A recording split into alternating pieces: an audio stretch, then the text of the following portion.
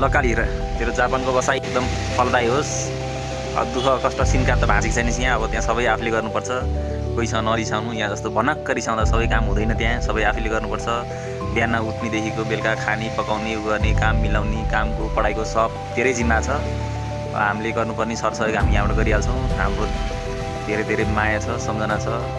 एकातर्फ खुसी पनि लागेको छ भने अर्कोतर्फ अलिकति नरमाइलो लागेको छ। नरमाइलो लाग्ने भन्नु यस अर्थमा कि अब यहाँ आउँदा परिवारमा उता मामा घरमा कराउने, झगडा गर्ने, रिसाउने, मनमनिने, मुरमुरिने, भने नमान्ने, जे भनौँ त्यही मान्ने मान्छे चाहिँ कमी हुन थालेछ। कतै केही कार्यक्रम आउँदा कालीले भए सबै मिलाउने। अब त्यो जिम्मेवारी अब माइजू चाहिँ हामी छौँ, हामीले जति सोच्नु गरेका छौँ।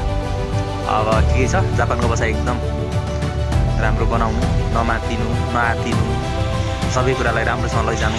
दुःख परदेशमा आफूले भने जस्तो सोचे जस्तो नहुन सक्छ, नआतिनु।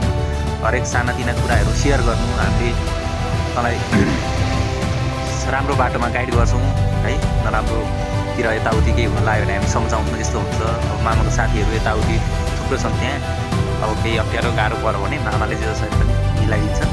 त्यही छ, राम्रोसँग बस, फोन गर्दै गर्नु बेलामा, आफ्नो सबै कामहरू, आफ्नो सेड्युलहरू सबै मिलाउनु। Will miss you, will love you, by.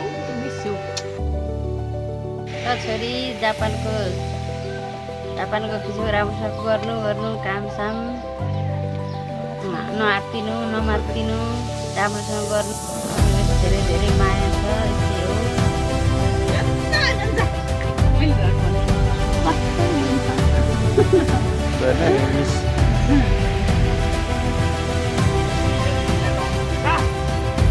होइन नि छोरी गएको क्यानाडाको के अरे जापानको खुसियाली हो नि होइन। ल हेर काली मम्मीले यहाँ यत्रो हुर्काइ बढाइ रिसाउँदा उहाँको ओछ्यानमा समेत खाना लगाएर खुवाएको हो। राम्रोसँग दुःख बुझेर परिवारलाई, घर परिवारलाई हेर्ने, सबैलाई हेर्ने काम तेरो हो।